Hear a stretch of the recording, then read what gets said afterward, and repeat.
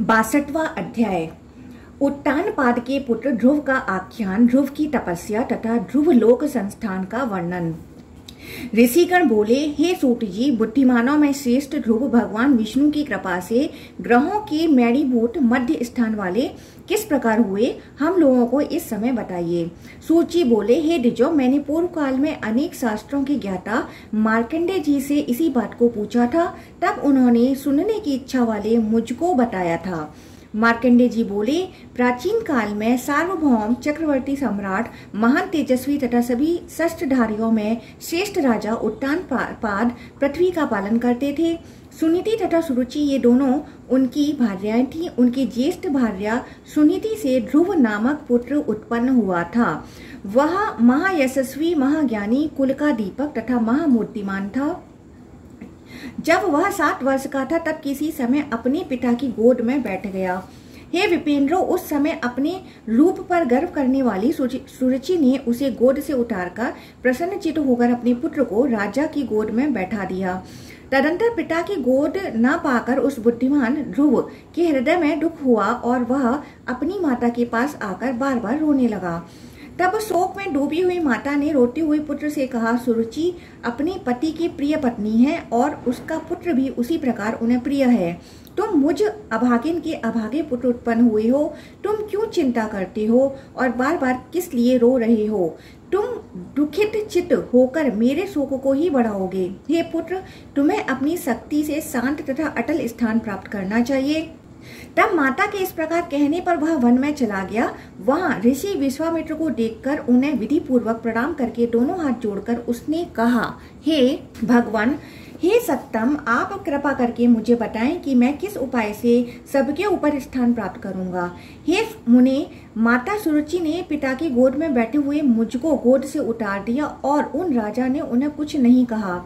हे ब्राह्मण, इस कारण से दुखी होकर मैं माता के पास गया। तब मेरी माता सुनीति ने कहा, हे पुत्र, शोक मत करो, तुम अपनी कर्म से उत्तम तथा परम स्थान प्राप्त कर सकते हो। हे महामुने, उनका वचन सुनकर मैं इस वन में आपके स्थान पर आया हूँ। हे ब्राह्मण, आज मैंने आपका दर्शन किया, अतः हे प्रभु, आपकी कृपा से मैं अद्भुत तथा उत्तम स्थान अवश्य प्राप्त करूंगा। ध्रुव द्वारा इस प्रकार कहे गए श्रीमान मुनि ने हंसते हुए यह कहा, हे राजपुत्र, सुनो, तुम जगत के स्वामी, कष्टों का नाश करने वाले तथा बुद्धिमान महादेव शंभु के दक्षिण अंग से उत्पन्न केशव विष्णु की आराधना करके इस श्रेष्ठ स्थान को प्राप्त कर सकोगे।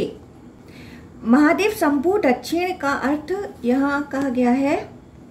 यहाँ मूल में विष्णु को भगवान शंकर के दक्षिणांग से उत्पन्न बताया गया है, किंतु इसी लिंग पुराण के 38वें अध्याय में भगवान विष्णु ने स्वयं को भगवान शिव के वामांग से और ब्रह्मा जी को दक्षिणांग से प्रादुर्भाव बताया है।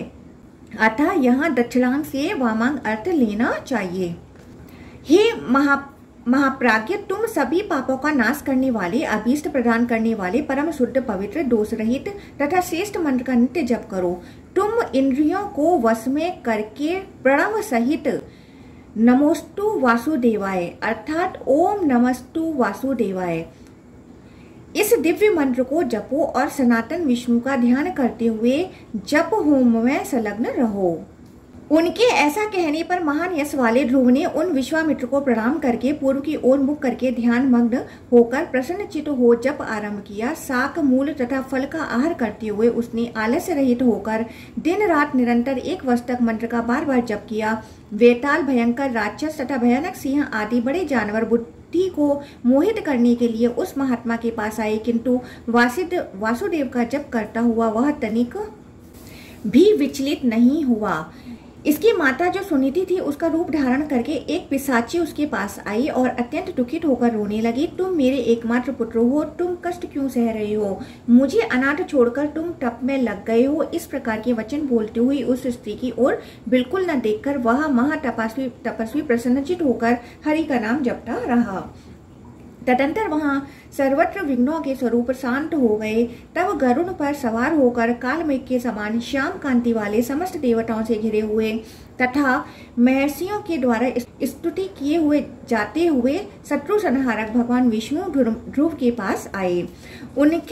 आया हुआ देखकर यह कौन है ऐसा सोचता हुआ तथा अपने नेत्रों से जगतपति ऋषिकेश का पान करता हुआ सा वह महान प्रभाव वाला ध्रुव ओम नमो भगवते वासुदेवाय इस मंत्र का जप करता रहा। तब गोविंद ने अपने शंख के अग्रभाग से उसके मुख का स्पर्श किया।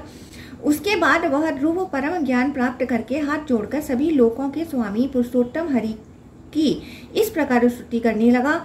हे देव देवेश, हे शंख चक्र गदा धारण करने वाले, हे लोकात्मन, हे वेद गुहात्मन, वेदों के द्वारा अज्ञात स्वरूप वाले, प्रसन्न होइए। हे केशव, मैं आपकी शरण में आया हूँ। सनक आदि महर्षि भी आप महात्मा को नहीं जान सके, तब मैं आपको कैसे जान सकता हूँ। हे भुवनेश्वर, आपको नमस्कार है। तत्पश्चात भगवान विष्णु ने उससे हंसते हुए कहा, हे वत्स आओ, तुम ध्रुव हो, तुम ध्रुव अटल स्थान प्राप्त करके ज्योतिर्गणों में अग्रणी हो जाओ। तुम अपनी माता सहित वहां ग्रहों में स्थान प्राप्त करो।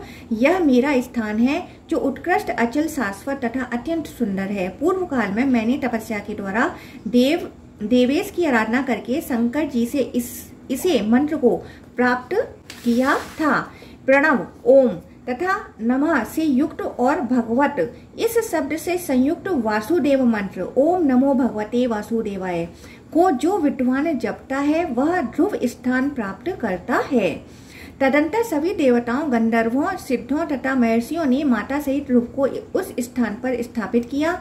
इस प्रकार महातेजस्वी ध्रुव ने विष्णु जी की आज्ञा स्वीकार करके द्वादशाक्षर मंत्र ओम नमो भगवते वासुदेवाय के द्वारा ज्योतिर्गणों में स्थान प्राप्त किया तथा महती सिद्धि प्राप्त की।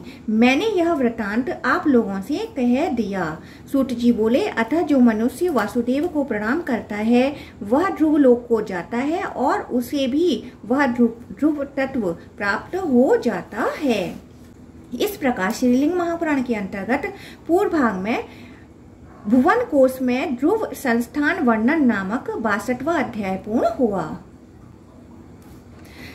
63वां अध्याय दक्ष प्रजापति द्वारा मैथुनी सृष्टि का प्रादुर्भाव, दक्ष कन्याओं की वंश परंपरा तथा ऋषि वंश वर्णन।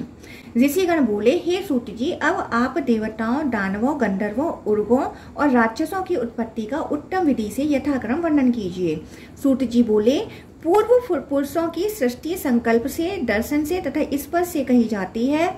प्रचेतस के पुत्र दक्ष के बाद स्त्री पुरुष के संयोग से सृष्टि प्रारंभ हुई। जब देवताओं, ऋषियों और पन्नगों का सृजन करते हुए उन प्रजापति से लोक वृद्धि को प्राप्त नहीं हुआ, तब दक्ष से मैथुन योग से अपनी भार्या सुति से 5000 पुत्र उत्पन्न किए। तत्पश्चात उन महाभाग्य वालों को देखकर वे अनेक प्रकार की प्रजाओं की सृष्टि के इच्छुक हो गए। तब नारद जी ने उत्पन्न हुए उन हरेश्व नाम वाले दक्ष पुत्रों से कहा, ऊपर तथा नीचे पृथ्वी का प्रमाण जानकर आप लोग विशेष रूप से सृष्टि कीजिए। हे मुनि श्रेष्ठों, उनका वचन सुनकर वे सभी दिशाओं में चले गए।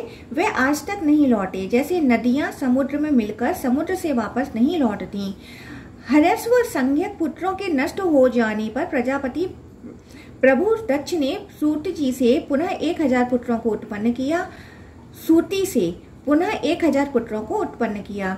हे विप्रों, जब सबल नाम वाले वे पुत्र सृष्टि करने के लिए एकत्रित हुए, तब नारद ने सूर्य के समान तेज वाले उन आए हुए पुत्रों से पुनः कहा, पृथ्वी का संपूर्ण विस्तार जानकर तथा अपने भाइयों का बार बार पता लगाकर यहाँ आकर के आप लोग विशेष रूप से सृष्टि कीजिए। वे भी उसी मार्ग से अपने भाइयों की गति को प्राप्त हुए। तदंतर उनके भी नष्ट हो जाने पर प्रचेतस के पुत्र प्रजापति दक्ष ने वैरणी नामक भार्या से 60 कन्याएं उत्पन्न की। उन्होंने 10 कन्याएं धर्म को, 13 कन्याएं कश्यप को, 27 कन्याएं चंद्रमा को, 4 कन्याएं अरिष्टनेमि को, 2 कन्याएं भृगपुत्र को, 2 कन्याएं बुद्धिमान कृशाश्व को और 2 कन्याएं अंगिरास को प्रदान की। हे विप्रों, अब उन देवताओं के नाम तथा उनकी संतानों के विस्तार को आरंभ से सुनिए। मरुत्वती, वसु, यामी, लंबा, भानु, अरुंधति, संकल्पा, मुहूर्ता, साध्या और परम सुंदरी विश्वा धर्म की पत्नियां कही गई हैं। हे ऋषियों, अब मैं उनके पुत्रों को बताता हूँ। विश्वा से विश्वदेव हुए, साध्या ने साध्यों को जन्म दिया, मरुत्वती से मरुत्वान हुए और वसु से सभी वसु उत्पन्न हुए। भानु से भानुगण तथा मुहूर्तों से मुहूर्तगण उत्पन्न बताए गए हैं। लंबा से घोष नाम वाले पुत्र हुए। यामी से नागवीथी उत्पन्न हुआ। संकल्पा से संकल्प नामक पुत्र हुआ। अब मैं आप लोगों को वसुओं की सृष्टि बताता हूँ। जो देवता ज्योतिषमान तथा सभी दिशाओं में व्यापक है वह वसु कहे गए हैं। वह सभी प्राणियों के हितैषी हैं। आप ध्रुव, सोम, धर, अनिल, अनल, प्रत्यूष तथा प्रभास ये 8 वसु कहे गए हैं। अजैकपाद, अहिर्भुन्य, विरूपाक्ष, भैरव, हर, बहुरूप, सुरेश्वर, त्र्यंबक, सावित्र, जयंत, पिनाकी तथा अपराजित ये गणेश्वर 11 रुद्र कहे गए हैं। हे ऋषियों, अब मैं कश्यप की पत्नियों से उत्पन्न पुत्रों तथा पौत्रों को बताऊंगा। अदिति, दिति, अरिष्टा, सुरसा, मुनि, सुरभि, विनता, ताम्रा, क्रोधवसा, इला, करदु, त्विषा एवं धनु ये कश्यप की पत्नियां थीं। अब मैं आप लोगों को उनके पुत्रों को बताता हूँ। चाक्षुष मनवंतर में जो तुषित नाम वाले देवता थे वह वैवस्वत मनवंतर में 12 आदित्य कहे गए हैं। इंद्र, धाता, भग, त्वष्टा, मित्र, वरुण, अर्यमा, विवस्वान, सविता, पूषा, अंशुमान तथा विष्णु ये 1000 किरणों वाले 12 आदित्य कहे गए हैं। दिति ने कश्यप से हिरण्यकशिपु तथा हिरण्याक्ष इन 2 पुत्रों को प्राप्त किया था, ऐसा हमने सुना है।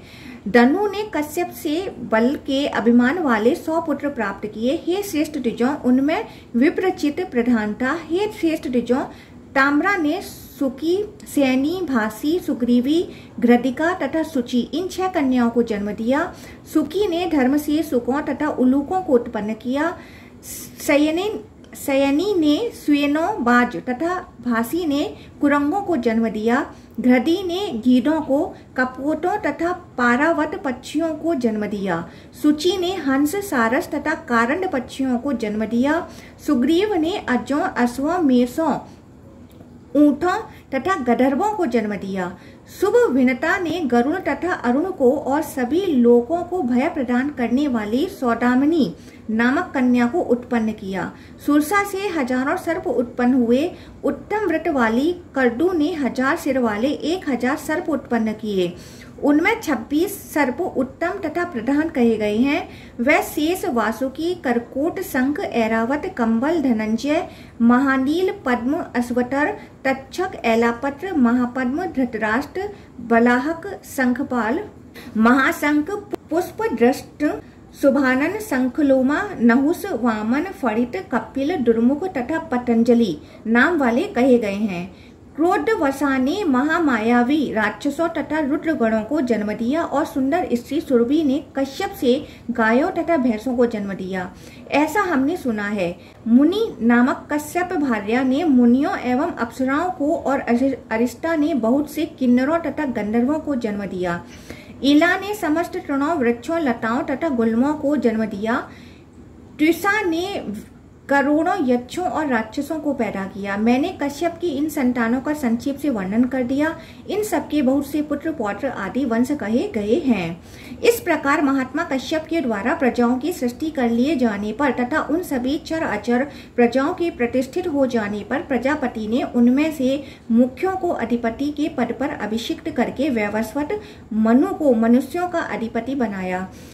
स्वांभु मनवंतर में पहले ब्रह्मा ने जिन्हें अभिषिक्त किया था, उन्हीं के द्वारा पर्वतों सहित 7 द्वीपों वाली संपूर्ण पृथ्वी आज भी आदेश के अनुसार धर्म पूर्वक पालित की जा रही है। ब्रह्मा ने पूर्व स्वांभु मनवंतर में जिनका अभिषेक किया था वही यहाँ अभिषिक्त किए जाते हैं और मनु होते हैं। इन मनवंतरों के बीत जाने पर राजा भी चले जाते हैं। इस प्रकार इनके बाद मनवंतर आने पर अन्य राजा अभिषिक्त किए जाते हैं। अतीत तथा अनागत सभी राजा मनवंतर में कहे गए हैं। प्रजा संतान के कारण इन पुत्रों को उत्पन्न करके अपने वंश की कामना रखने वाले उन कश्यप ने वंश को बढ़ाने वाला पुत्र मुझे उत्पन्न हो ऐसा सोचते हुए पुनः तप करना आरंभ किया। इस प्रकार ध्यान करते हुए उन महात्मा कश्यप के ब्रह्मा योग से पुनः महान ओजस्वी 2 पुत्र उत्पन्न हुए। वत्सर तथा असित नाम वाले वे दोनों ब्रह्मावादी थे। वत्सर ने महान यश वाले नैध्रुव तथा रैभ्य उत्पन्न हुए। रैभ्य के पुत्रों को भी रैभ्य नाम वाला जानना चाहिए। हे ऋषियों, अब मैं नैध्रुव के पुत्रों के विषय में बताता हूँ। च्यवन की कन्या से सुमेधा उत्पन्न हुई। वह नैध्रुव की पत्नी तथा कुंडपाइयों की माता थी। असित की एक पढ़ना से सांडिल्यों में श्रेष्ठ ब्रह्मिष्ठ श्रीमान तथा महातपस्वी देवल उत्पन्न हुए। इस प्रकार सांडिल्य, नैद्रुव तथा रैभ्य ये तीनों पक्ष कश्यप से होने वाले हुए। अब मैं पुलस्त के 9 राक्षस वंशजों का वर्णन करता हूँ। प्रभु मनु के 11वें चतुर्युग के अतिक्रांत होने पर, उसका आधा अवशिष्ट रह जाने पर जब द्वापर का आरंभ हुआ, तब मनु की पीढ़ी में नरिष्यंत का दम नामक पुत्र हुआ। उस दम का उत्तराधिकारी तृणबिंदु कहा गया है। वह त्रेता युग के 3/4 भाग में राजा हुआ। उसकी कन्या इलविला रूप में अप्रतिम थी। उस राजश्री ने वह कन्या पुलस्त को दे दी। उस इलविला से ऋषि विश्रवा उत्पन्न हुए। पौलस्त कुल की वृद्धि करने वाली उनकी 4 पत्नियां थीं। पहली देववर्णनी नाम वाली थी, जो बृहस्पति की सुंदर कन्या थी। अन्य 2 पुष्पोटकटा तथा बलाका मालिवान की पुत्रियां कही गई हैं। केकसी माली की कन्या थी। हे ऋषियों, अब उनकी संतानों के विषय में सुनिए। देववर्णनी ने उन विश्रवा से ज्येष्ठ पुत्र वैश्रवण को उत्पन्न किया। केकसी ने राक्षसों के राजा रावण, कुंभकर्ण, शूर्पणखा तथा बुद्धिमान विभीषण को जन्म दिया। हे द्विजश्रेष्ठों, पुष्पोटकटा ने उन विश्रवा से महोदर, प्रहस्त, महापार्श्व तथा खर नामक पुत्रों को तथा कुंभीनसी नामक कन्या को जन्म दिया। अब बला की संतानों को सुनिए। त्रिसरा, दूषण तथा विद्युज्य राक्षस और मालिका नामक कन्या से ये सब बला से उत्पन्न कहे गए हैं। पुलस्त के ये 9 पौत्र क्रूर कर्म वाले राक्षस थे। विभीषण अत्यंत शुद्ध आत्मा वाले तथा धर्म के कहे गए हैं। मृग, व्याघ्र आदि दाढ़ों वाले सभी पशु, भूत, पिशाच, सर्प, सूकर, हाथी, वानर, किन्नर तथा किम पुरुष, यह सब पुलस्त के पुत्र हुए। उस वैवस्वत मनवंतर में क्रतु निसंतान कहा गया है। अत्रि की 10 सुंदर तथा पतिव्रता भार्यां थीं। घृताची अप्सरा से भद्रास्व की 10 पुत्रियां हुईं। हे विपेंद्रो, वे भद्रा, अभद्रा, जलदा, मंदा, नंदा, बला, अबला, गोपाबला, ताम्रसा तथा वरक्रीड़ा ये 10 कही गई हैं। ये सब आत्रेय वंश में उत्पन्न हुई। इनके पति प्रभाकर थे। जब राहु ने सूर्य को ढक लिया और यह सूर्य स्वर्ग से पृथ्वी पर गिरने लगा, तब इस लोक के अंधकार से व्याप्त हो जाने पर अत्रि ऋषि ने प्रभा फैलाई थी, तुम्हारा कल्याण हो। उनके ऐसा कहने पर महर्षि के वचन से उस समय गिरता हुआ विभु सूर्य स्वर्गलोक से पृथ्वी पर नहीं गिरा। तब महर्षियों ने प्रभु अत्रि को प्रभाकर ऐसा कहा। उन्होंने भद्रा से यशस्वी पुत्र सोम को उत्पन्न किया। उन तपोधन ऋषि ने उन पत्नियों से पुनः अन्य पुत्र भी उत्पन्न किए। वे सब स्वस्थ्य यात्रिय कहलाए और वेदों के पारंगत ऋषि हुए। उनमें 2 प्रसिद्ध यश वाले ब्रह्मिष्ठ तथा महान ओजस्वी हुए। दत्र अत्रि के ज्येष्ठ पुत्र थे और दुर्वासा उनके छोटे भाई थे। उनकी छोटी बहन अमला थी, वह ब्रह्मावादिनी थी। उनके 2 गोत्रों में शाव, प्रतवस, ववल्गु तथा ग्रहोर ये 4 उत्पन्न हुए, जो भूलोक में प्रसिद्ध हैं। महान आत्मा वाले आत्रेयों के 4 पक्ष कहे गए हैं। काश्यप, नारद, पर्वत और अनुदत ये मानस पुत्र के रूप में उत्पन्न हुए हैं। अब अरुंधति की संतानों के विषय में सुनिए। नारद जी ने वशिष्ठ के लिए अरुंधति को प्रदान किया। महातेजस्वी नारद दक्ष के शाप से ब्रह्मचारी हो गए। पूर्व काल में तारकासुर के कारण भयानक देवासुर संग्राम में अनावृष्टि से हट लोक के उग्र हो जाने पर बुद्धिमान वशिष्ठ जी ने अपनी तपस्या से अन्न, जल, मूल, फल तथा औषधियां उत्पन्न करते हुए लोकेश्वरों के साथ प्राणियों की रक्षा की थी और दयापूर्वक उन्होंने औषधि से उन सबको जीवित किया था। वशिष्ठ ने अरुंधति से 100 पुत्र उत्पन्न किए। उनमें ज्येष्ठ पुत्र शक्ति से अदृश्यंती ने पराशर को जन्म दिया था। राक्षस रुधिर के द्वारा शक्ति का भक्षण कर लिए जाने पर काली ने पराशर से प्रभु कृष्ण द्वैपायन व्यास जी को जन्म दिया। तदंतर कृष्ण द्वैपायन ने अरणी से सुक और उपमन्यु को पुत्र रूप में उत्पन्न किया और पीवरी से उत्पन्न शुक्रदेव के इन पुत्रों को जानिए। भूरिश्रवा, प्रभु, शंभु, कृष्ण तथा 5वां गौर। उनकी कीर्तिमती नामक कन्या भी हुई, जो योग माता तथा व्रत धारण करने वाली थी। वह ब्रह्मादत्त की माता एवं अनूहक की पत्नी थी। श्वेत, कृष्ण, गौर, श्याम, ध्रुव, अरुण, नील तथा बादरिक ये सब पराशर के वंशज थे। इस प्रकार महात्मा पराशर वंशजों के वे 8 पक्ष कहे गए। हे ऋषियों, अब इसके आगे इंद्र प्रमिति की उत्पत्ति के विषय में जानिए। वशिष्ठ का पुत्र कंपिजल्य घृताची से उत्पन्न हुआ था, जो त्रिमूर्ति नाम से भी विख्यात हुआ। उसे इंद्र प्रमिति कहा जाता है। पृथु की पुत्री से भद्र उत्पन्न हुआ और उस भद्र का पुत्र वसु हुआ। उसका पुत्र उपमन्यु और उपमन्यु के बहुत पुत्र हुए। कौंडिन्य नाम से जो प्रसिद्ध है वह मित्र तथा वरुण की संतानें हैं, और जो अन्य एकाश्रेय हैं वह वशिष्ठ नाम से प्रसिद्ध हैं। महात्मा वशिष्ठ वंशजों के ये 10 पक्ष कहे गए हैं। ये सब ब्रह्मा के मानस पुत्रों के रूप में पृथ्वी पर विख्यात हैं। ये महाभाग सबका भरण करने वाले हैं। हे विप्रों, मैंने इनके वंशजों का वर्णन कर दिया।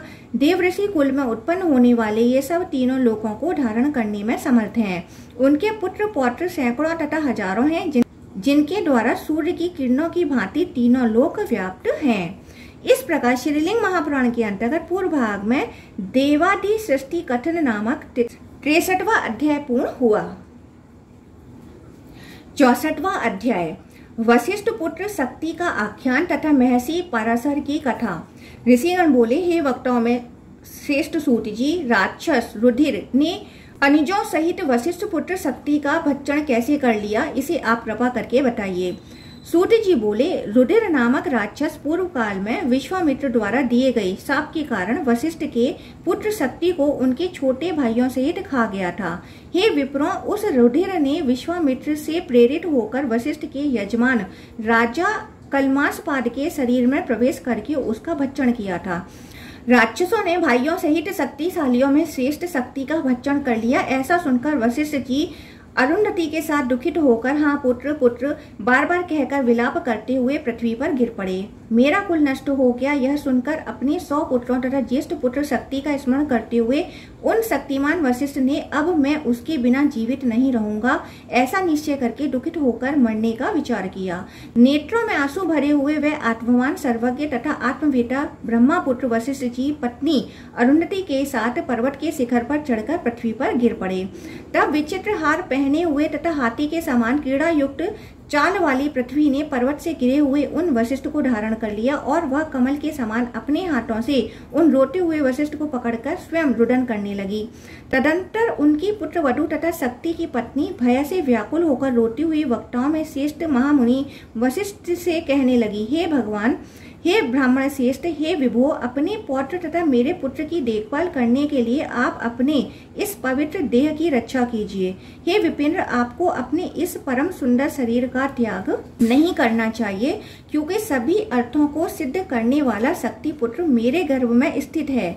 ऐसा कहकर कमल के समान नेत्रों वाली उस धर्म ज्ञानी अपने हाथों से ससुर को उठाकर उन्हें प्रणाम करके जल से उनकी नेत्रों को धोकर स्वयं दुखित होने पर भी दुखी ससुर की रक्षा करके उनके के लिए दुख से युक्त कल्याणी अरुंधति से प्रार्थना की। तदंतर पुत्र वधु का वचन सुनकर चैतन्य प्राप्त कर पुत्र वत्सल मुनि श्रेष्ठ वशिष्ठ भूमि से उठकर अरुंधति का आश्रय ले अश्रुपूरित नेत्रों वाली उस अदृश्यंती का हाथों से स्पर्श करके भार्या सहित रो पड़ी। वह अदृश्यंती भी अत्यंत दुखित होकर भूमि पर गिर पड़ी। तदंतर विष्णु के नाभि कमल में विराजमान ब्रह्मा की भांति उसकी गर्भशैया में आसीन उस शिशु ने एक ऋचा का उच्चारण किया। तब उस ऋचा को आदर पूर्वक सुनकर किसने इसका उच्चारण किया, ऐसा सोचकर भगवान वशिष्ठ एकाग्रचित्त होकर बैठ गए। उसके बाद कमल के समान नेत्र वाले विश्वात्मा तथा कृपा निधि विष्णु ने आकाश में स्थिर होकर कृपा पूर्वक वशिष्ठ से कहा, हे वत्स, हे वत्स, हे विपेंद्र, हे वशिष्ठ, हे पुत्र वत्सल, आपके पौत्र के मुख कमल से यह ऋचा निकली है। हे मुनि, शक्ति का यह पुत्र तथा आपका पौत्र मेरे समान शक्तिशाली होगा। अतः हे ब्रह्मा पुत्रों में श्रेष्ठ, शोक का त्याग करके उठिए। यह गर्भस्थ शिशु रुद्र का भक्त होगा और रुद्र की पूजा में संलग्न रहेगा। यह रुद्रदेव की कृपा से आपके कुल का उद्धार करेगा। मुनि श्रेष्ठ विप्र वशिष्ठ से ऐसा कहकर दयालु भगवान विष्णु वहीं पर अंतर्धान हो गए। तत्पश्चात कमल के समान नेत्र वाले विष्णु जी को सिर झुकाकर प्रणाम करके महातेजस्वी वशिष्ठ ने आदर पूर्वक अदृश्यंती के उदर का स्पर्श किया और हाँ पुत्र पुत्र पुत्र ऐसा कहकर अत्यंत दुखित होकर वह गिर पड़े। हे द्विजों, उस समय वह रोती हुई अरुंधति की ओर देखकर विलाप करने लगे और अपने पुत्र का स्मरण करते हुए दुख पूर्वक बोले, हे पुत्र पुनः आ जाओ आ जाओ। हे सकते, कुल को धारण करने वाले तुम्हारे इस पुत्र को देखकर मैं तुम्हारी माता के साथ तुम्हारे पास आऊंगा, इसमें संदेह नहीं है। सूत जी बोले, हे ऋषियों, ऐसा कहकर रोते हुए वह विप्र वशिष्ठ अरुंधति का आलिंगन करके गिर पड़े। शुभ अदृश्यंती भी गर्भस्थ शक्ति पुत्र के आश्रय स्वरूप अपने उदर को पीटने लगी और दुखित होकर विलाप करने लगी तथा पृथ्वी पर गिर पड़ी। तब डरी हुई अरुंधति एवं महामती वशिष्ठ बाला पुत्र वधु को उठाकर भय से विहल होकर उससे कहने लगे, हे विचार मुग्धे, हे आर्य, कमल के समान हाथों से अपने दुर्लभ गर्भमंडल को पीटकर तुम वशिष्ठ के समस्त वंश को नष्ट करने के लिए क्यों उद्धत हो? इसे बताओ। तुम्हारे पुत्र तथा शक्ति पुत्र को देखकर और उस आर्य पुत्र के मुखामृत का आस्वादन करके मुझ मुनीन्द्र ने इस अपने शरीर को बचाने का निश्चय किया है, अतः तुम अपने शरीर की रक्षा करो। सूत जी बोले, इस प्रकार पुत्र वधु तथा मुनि वशिष्ठ से कहकर अरुंधति स्थित हो गई। पुनः दुखी एवं व्याकुल अरुंधति ने कहा, हे सुव्रते, अब इन मुनि वशिष्ठ का तथा मेरा जीवन तुम्हारे ऊपर निर्भर है, अतः तुम धात्री की भांति अपने देह की रक्षा करो और जो हितकर हो उसे करो। अदृश्यंती बोली, यदि मुनि श्रेष्ठों ने अपने जीवन की रक्षा करने का निश्चय किया है तो मैं भी किसी रूप में अपने शुभ या अशुभ देह की रक्षा करूंगी। मुझ असती को अपने पति के वियोग का दुख प्राप्त हुआ है, इसमें संदेह नहीं है। हे मुने, मैं दुख से दग्ध हूँ। हे मुने, मैं आपकी पुत्री हूँ, मैंने अद्भुत बात देखी है। हे विभो, मैं दुख की पात्र हूँ, अतः हे ब्राह्मण, हे ब्रह्मापुत्र, हे जगत गुरु, इस दुख से मेरी रक्षा कीजिए। पति रहित स्त्री इस लोक में दीन तथा असहाय होती है, अतः हे आर्येंद्र, मेरी रक्षा कीजिए। पिता माता पुत्र पौत्र ससुर ये स्त्रियों के बंधु नहीं होते हैं, अर्थात ये सब उसका सदा के लिए संपूर्ण हित संपादन करने में समर्थ नहीं होते। केवल पति ही उनका बंधु तथा परम गति होता है। विद्वानों ने जो कहा है कि पत्नी पति का आधा अंग होता है, वह भी इसमें मिथ्या हो गया। मेरे पति शक्ति तो चले गए किंतु मैं जीवित रह गई। हे मुनि श्रेष्ठ, मेरे मन की यह कठोरता है जो प्राण तुल्य अपने पति को छोड़कर मैं क्षण भर के लिए भी जीवित हूँ। हे वशिष्ठ, जैसे पीपल के वृक्ष पर चढ़ी हुई लता जड़ को काट देने पर भी जीवित रहती है, वैसे ही अपने पति से परित्यक्त हुई मैं भी दीन होकर जीवित हूँ। तब पुत्र वधु का वचन सुनकर गृहस्थ आश्रम वाले बुद्धिमान वशिष्ठ ने अपनी भार्या के साथ अपनी आश्रम को जाने का विचार किया। चिंता करते हुए उन भगवान वशिष्ठ ने बड़े कष्ट से अपनी भार्या तथा पुत्र वधु अदृश्यंती के साथ क्षण भर में अपने आश्रम में प्रवेश किया। हे श्रेष्ठ मुनियों, उस पतिव्रता शक्ति भार्या ने अपनी वंश परंपरा को सुरक्षित रखने के लिए किसी प्रकार अपने गर्भ की रक्षा की। तदंतर 10वें महीने में उस शक्ति पत्नी ने अत्यंत तेजस्वी पुत्र को जन्म दिया, जैसे अरुंधति ने शक्तिशाली शक्ति को जन्म दिया था। उस शक्ति पत्नी ने साक्षात पराशर को उसी तरह जन्म दिया जैसे अदिति ने विष्णु को, स्वाहा ने गोह को और अरण्य ने अग्नि को पुत्र रूप में जन्म दिया था। जब शक्ति के पुत्र ने पृथ्वी तल पर अवतार लिया, तब शक्ति ने दुख त्याग कर पितरों की समता को प्राप्त किया। हे श्रेष्ठ मुनियों, वह पुण्यात्मा वशिष्ठ पुत्र शक्ति पितृलोक में स्थित होकर अपने भाइयों के साथ उसी प्रकार सुशोभित हुए जैसे सूर्य आदित्यों के साथ सुशोभित होते हैं। हे विपेंद्रो, पाराशर के अवतार लेने पर उस समय सभी पितामह प्रपितामह आदि पितृगण नाचने तथा गाने लगे। जो ब्रह्मावादी लोग थे वे पृथ्वी पर एवं देवता लोग स्वर्ग में नृत्य करने लगे। पुष्कर आदि मेघों ने जल की तथा अन्य आकाशचारियों ने पुष्पों की वर्षा की। उस समय राक्षसों के नगरों में गृधादि अमंगल ध्वनि करने लगे और आश्रम में स्थित मुनियों ने अपार हर्ष मनाया। जैसे अंड से चतुरानन ब्रह्मा और मेघ समूहों से सूर्य प्रकट होते हैं, उसी प्रकार वे पाराशर भी अदृश्यंती से अवतरित हुए। हे द्विजों, पुत्र को देखकर तथा पति का स्मरण करके अदृश्यंती को सुख तथा दुख दोनों ही हुआ और अरुंधति तथा मुनि वशिष्ठ को भी सुख दुख हुआ।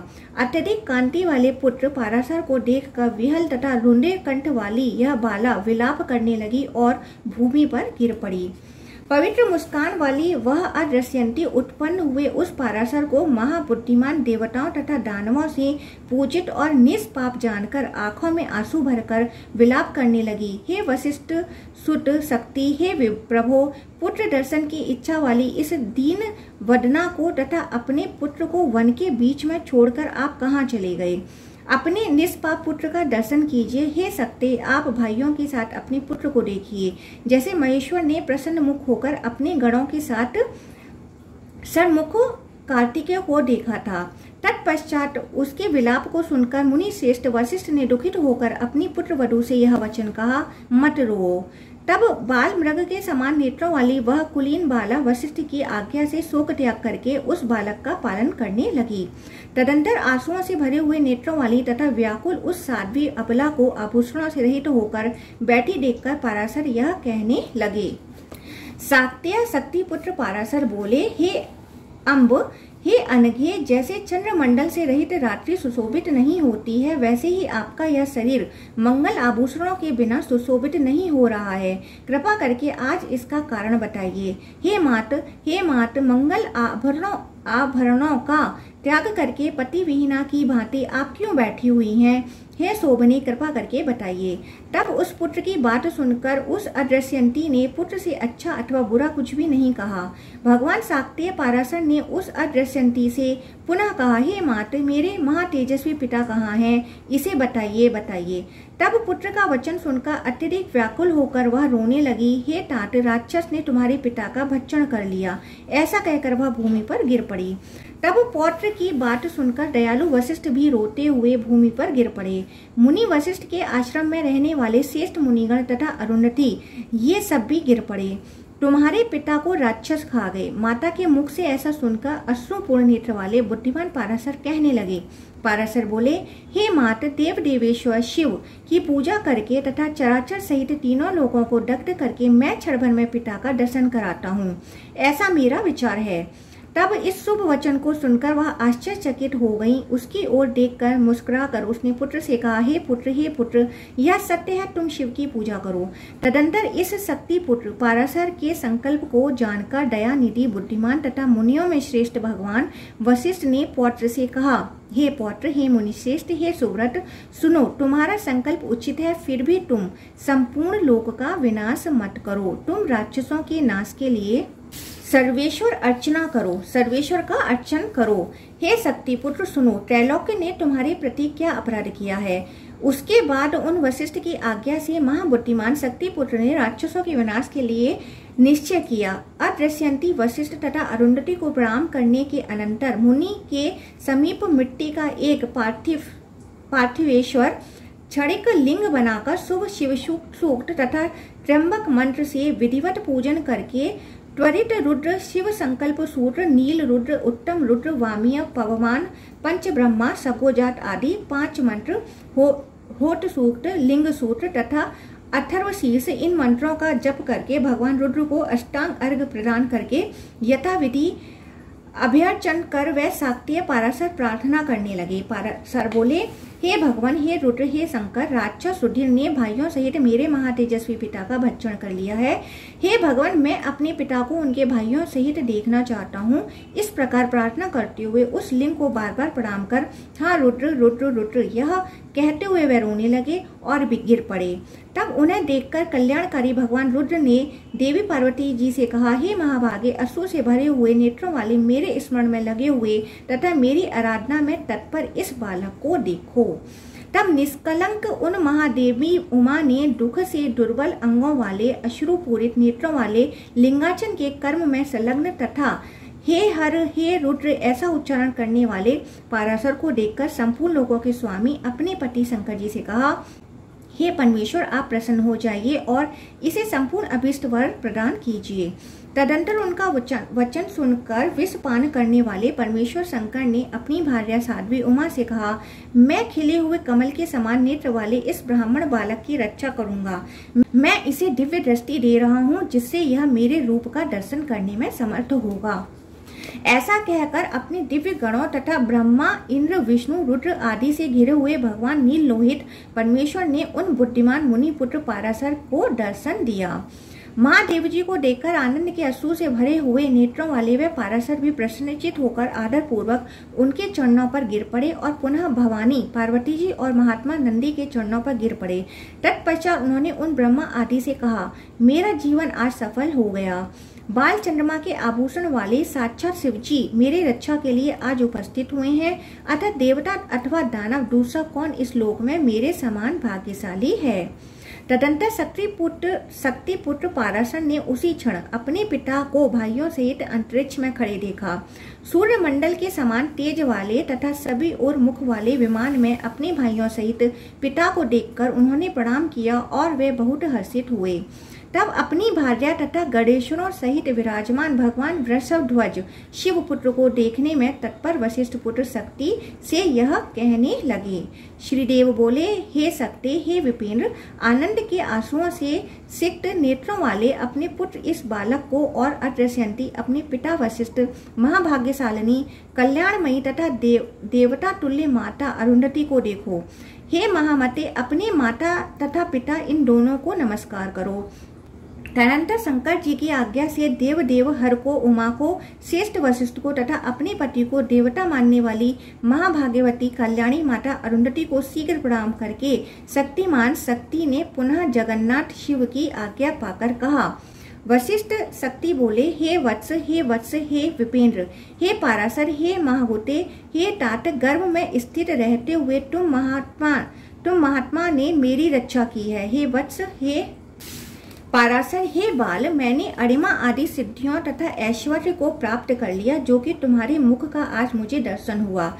हे वत्स, हे महामते, अब तुम मेरी आज्ञा से महाभाग्यशालिनी अदृश्यंती माता अरुंधति तथा मेरे पिता वशिष्ठ की सर्वदा रक्षा करते रहो। हे वत्स, तुमने मेरे समस्त कुल का उद्धार कर दिया। सज्जनों ने सदा यही कहा है कि मनुष्य अपने पुत्र के द्वारा सभी लोगों को जीत लेता है। अब तुम जगत को उत्पन्न करने वाले प्रभु महेश्वर से अभीष्ट वर मांगो और मैं अब भगवान शंकर को प्रणाम करके भाइयों के साथ जाऊंगा। इस प्रकार पुत्र को परामर्श देकर महेश्वर तथा पिता वशिष्ठ को प्रणाम करके सभा में अपनी भार्या की ओर देखकर वे जितेंद्रिय शक्ति चले गए। तत्पश्चात पिता को गया हुआ देखकर वह शक्ति पुत्र पाराशर चंद्रभूषण शंकर की पूजा करके प्रिय शब्दों द्वारा उनकी स्तुति करने लगे। तदंतर कामदेव तथा अंधक का नाश करने वाले महादेव प्रसन्न हो गए और शक्ति पुत्र पाराशर पर अनुग्रह करके वहीं पर अंतर्धान हो गए। तब पार्वती जी सहित महेश्वर के चले जाने पर मंत्र वेता पाराशर महेश्वर को प्रणाम करके मंत्र के द्वारा राक्षसों के कुल को जलाने लगे। उस समय मुनियों से घिरे हुए धर्म के वशिष्ठ ने पौत्र पाराशर से कहा, हे तात, ऐसा महाकोप मत करो, इस क्रोध का त्याग करो। राक्षसों ने अपराध नहीं किया है, तुम्हारे पिता के लिए वैसा ही विहित था। मूर्खों को ही क्रोध होता है, बुद्धिमानों को नहीं।